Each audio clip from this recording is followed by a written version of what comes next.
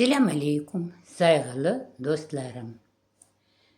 Baştan Karıkçık'ın takvimi devamı. İlk kış ayı ya da Aralık, Rusça dekabr. Baştan Karıkçıklar şehirge uçup kelgenler. Ve bir kimse, hatta Kart Torgay, onlarga anlatıp olamadı. Kimdir bu görünmеген дешетli айдут? И никто, даже старый воробей, не смогли им объяснить, кто же этот невидимый ужасный разбойник. Ondan bir kimsege ne boyukke, ne kichkinege, ne gece, ne kunduz kurtulmak çare yok. От него никому невозможно спастись, ни взрослому, ни маленькому, ни ночью, ни днем. Спасения нет. Sizler тынчланыңыз, айтты Карт Торгай. Успокойтесь, сказал старый воробей. Мында шерде бір дешетлі көрінмеген айдуттан қорқмағашы жоқ. Здесь в городе нечего бояться. Никакого невидимого страшного зверя. Егер келген дайын olsa, адамлар onu tüfekten atıp taşlarlar. Если он вдруг появится, то люди его застрелят из ружья. Sizler kalыңыз şehirde yaşamağa. Mına ilk kış ayı ya da dekabr başlandı. Yılның куйручугы. Первый месяц зимы или хвостик года. Kış келді. Hem çölde, hem özende, hem ormanda açlık, korkunçluk. Всюду. И в степи, и в поле, и на реке, и в лесу. Голодно и страшно. Адамлардың yanında ise ufacık kuşçuklarga saklanmağa yer ve аш her vakit tapılır. А рядом с людьми маленьким птичкам всегда найдется место для житья и пищи. Evet, Zinka şehirde yaşamağa kuvana razı oldu ve Zinziverini айтып кандырды. Зинка с радостью остаться в городе, была согласна и уговорила Зинзивера. Башта Зинзивер қайлы olmadı, хоразланып қычырды. Пин-пинчам, bir kimseden korkmam, дешетлі көрінмеген айдутны тапарым. Сначала он расхорохорился, Зинзивер, и стал кричать, что никого не боюсь и найду страшного разбойника. Зинка и сядь-то, он да ижди кел. Не в этом дело. Тезден яңа yıl, Күнешчик кене чықып бақар ve herkes ona куванар. Ona birinci бар yerine мында şehirde bir kimse yерлап olamaz. Для появившегося солнышка нового первую весеннюю песню никто здесь в городе не споет. Торгайлар тек чевильдешмек білелер. Воробьи только чирикать умеют. Каргалар тек гаркылдамақ. Вороны только каркать. Чавкилер тек шамата көтерелер. А галки только шум поднимают. Былтыр биринчи бар ерні Күнешке мында мен ерладым. В прошлом году первую весеннюю песню солнышку спела я. Шынды есе бұ ерні сен ерлайжан. А теперь эту песню споешь ты. Зинзивер бір кычырды. Пин-пин-черк, бұ керчек. И это правда. Мен оны япарым. Сесім яңғыравуқ, сеслі, бүтін шерге ештілер.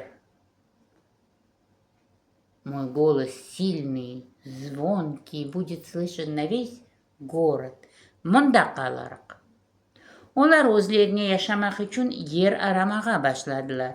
Ләкин bu pek күч еді. Шер орман дегіл. Мында қышта бір құвыш, бір сығырчық evчігі, ни один скворечник, ни одно дупло. Пенжере артында яда дам түбінде бір тесчік божде келеді. Все отверстия и за окошком, и под крышей были заняты. О торғай ювасында пенжере артында қайда Зинка былтыр нарад байрамны қаршылады, шынды бойук яш торғай қорандасы яшайды. В той щелочке, где в прошлом году Зинка встретила Новый год, теперь жила молодая, большая воробьиная семья. Қарт торғай кенеде Зинкаға ярдым етті. Сен анау қырмызы дамлы evчікке барып келші. Иди-ка ты вот к тому дому с красной крышей. Evчіктің янында бақчачық бар. Мен анда бір қысчықны көрдім. О бір ағачны көзевнен қарыштырып отыра. Эта девочка там с томеской какую-то деревяшку ковыряет.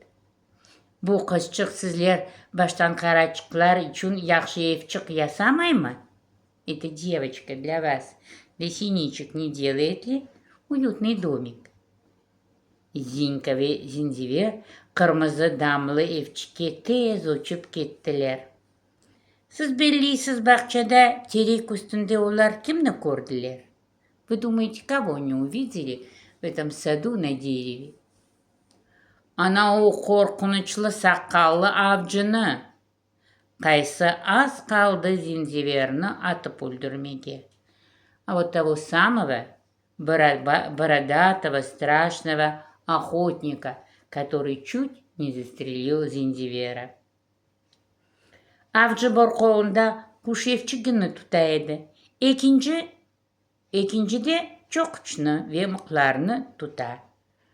Охотник в одной руке держит птичий домик, а в другой молоток и гвозди. O aşağıya geldi ve kaçırdı. Öyle mi? Ve aşağıdan ince sesçiginin Manunya cevaplandı. Öyle, yaxşı, вот так, хорошо.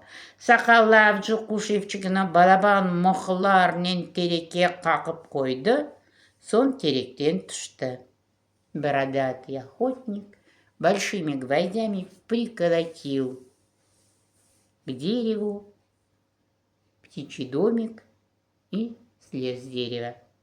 Зинка ve Зинзивер bu evчікке тез-тез кіріп бақтылар. Bu evчіктен яқшысыны да көрмеділер. Манюня яқшы ветерен құвуш ясады, ve içine yumşacık puf kanatçıklar ve yünçükler koydu. Олар дүйіп та қалмадылар. Наслы бір ай кечіп кетті. Баштан қарачықларыны бір kimse rahatsızlamadı. Манюня саба оларға аш кетіре пытаққа мақсус асылған сыфрачықларына қоя. Яңы ел әрфесінде, накануне Нового года, да бір мерақлы ve muhim вақия oldu. Произошла еще очень одна важная история. Манюняның бабасы bazı вақыт жерден авға кетеді. Отец Манюни иногда уезжал из города на охоту. Bu sefer o bir kuş getirdi. Bütün komşular ve bu meraklı kuşka bakmağa çapıp geldiler. Bu çok kocaman, bembeyaz baykuş edi. Это была огромная белая сова. O öyle beyaz edi, tap avcı onu karga koterip atkan son onu kar üstünde zorla görmege mümkün edi. Она была такая белая, что когда ее охотник бросил на снег, ее еле было видно. Bu Yavuz, kış musafirimiz, Kutullu baykuş tarif etti Манюняның babası toplananlara. Это злая гостья, полярная сова, объяснил отец Манюни собравшимся. O hem kunduz hem gece pek yaxşı köre ve onun pancasından bir kimse kutulup olamaz. Ne sıçan, ne çil kuşu, ne yerde çapкан tavşan, не теrekte сансар. Она хорошо видит и днем, и ночью, и от ее когтей никто не спасется, ни мышь, ни куропатка, ни бегущий по земле заяц, ни белка на дереве. O sessiz uçar ve bembeyaz olğanına er yerine karlar kapatkanda озернус корес кормиге пекагар. Она летает беззвучно и ее очень трудно увидеть на белом снегу. Ebed Зинька ve Зинзивер avcının sözlerini bir şey anlamadılar. Конечно, Зинька и Зинзивер ничего не поняли из того, что сказал охотник. Lakin ikisi de yaxşı anladılar. Kimni öldürdü avcı? Но они очень хорошо поняли, кого убил охотник. Зинзивер бар күчүнен кычырды. Чин-чин-чен, көрүнмеген. Чин-чин-чен, невидимка. Şu an bütün namlardan, azbarlardan, bütün şehir torgaylar, kargalar, çavkeler canavarını көрмеге uçup gelgenler. И со всего города, со всех крыш, дворов,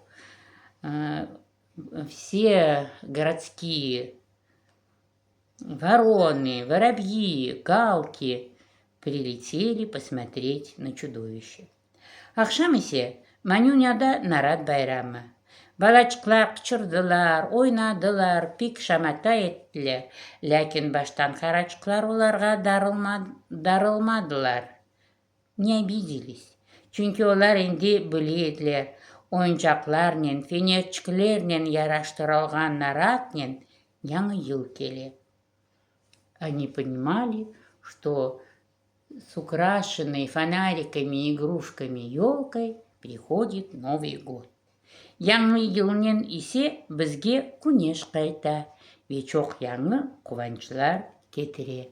С Новым годом к нам возвращается солнце и приносит очень много радости. Мына были уфак баштан карачыклармен бераберликте bizler 12 aynen tanış olduk. Begindinizim balalar. Özleriniz için nasıl yanı bilgiler aldınız? Hayvanlarının, kuşlarının, adamların yaşayışından. Tabiat 12 ayın içinde nasıl değişiyor? Düşününüz. Как изменяется природа в течение 12 месяцев. Подумайте. Düşününüz balalar. Sağ olunuz dostlarım. Görüşkенчес.